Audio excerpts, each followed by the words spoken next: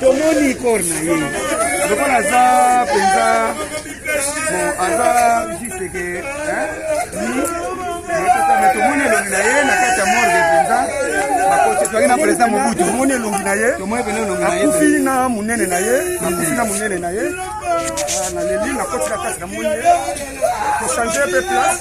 Pour changer Miraye sa place. Place à ça qui va changer. Changer place à Malili. Donc na gaveto ya bien pene ya Malili. Donc bon moi ni pene Miraye sa ye moko. Oui, président Mobutu na moni Miraye sa. Akufi na nini na bango bona kati mwaito sa image. Ba toka oyo ya bino. Oh ya biso de tara. Na munene na ye na santé na ye. Na munene na ye na santé na ye donc aza bien. Siko bino famille balobi ezani. Bon, pour la famille normalement biologique, il y a un yewana. Pour la ngambu ya ba artiste, donc cela veut dire que donc toujours compromis pour l'année pour la ordre. Donc mutunyo surtout oya linga benga pour le programme fa benga Mobutu. Alors benga Mobutu ebindenge nini a sensibiliser ba artiste pour na kovanda pour na kobomisa funéral ya moye. Ndenge bozo monela Miraye sa mutu munene. Aza ikona makasi est-ce que kundama ou bien bokobimisa ebemba Miraye sa banda mbona. Normalement question est bien mutu uta na famille. Mutu d'abord uta na famille. Donc tokoyoka na proposition ya famille ezala ndenge nini.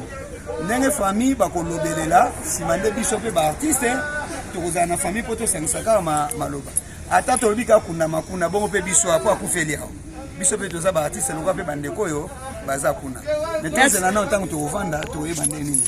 Merci beaucoup tous en famille libota yango yo. Donc c'est la bino pe mobali.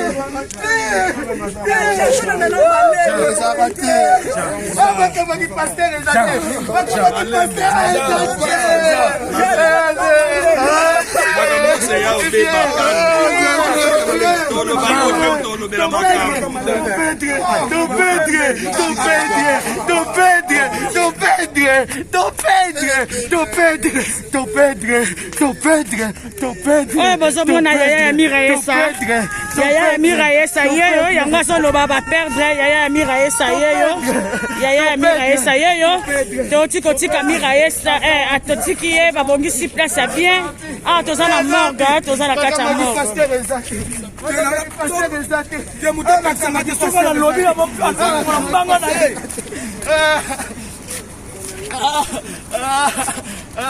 tous ensemble les amis de la presse, artistes nyonso baza avec la famille.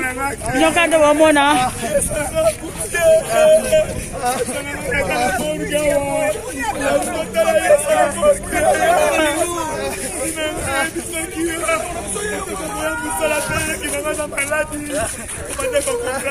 Juste la famille de Miraye Sarr, son grand frère biologique.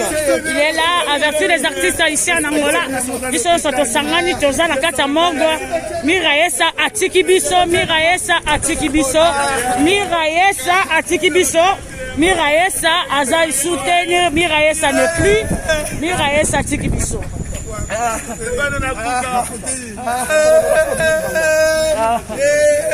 Miraye Sarr ne plus, Miraye Sarr, Atiki Biso.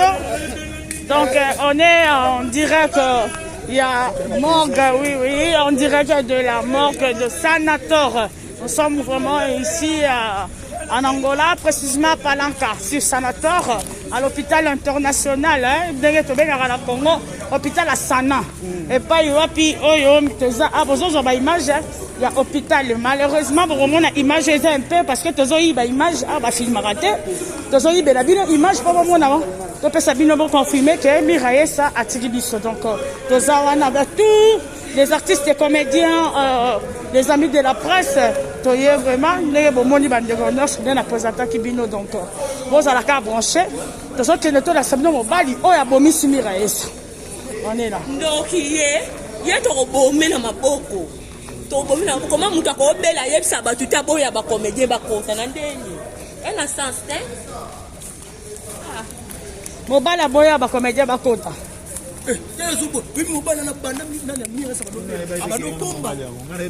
lobi ba titre ba ye na ba internet boya ba conta na yebi ye neti songa na azawana ameka solo chamu na ko beta la lokala na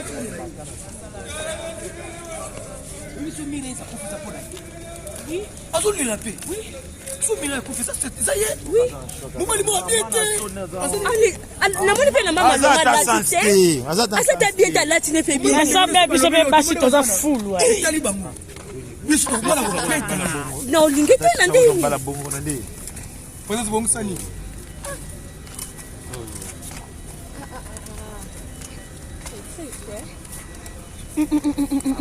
mutu obimba kiti na se tala eza bashoki na bashoki wana omira sazo eza timbuti ya shoki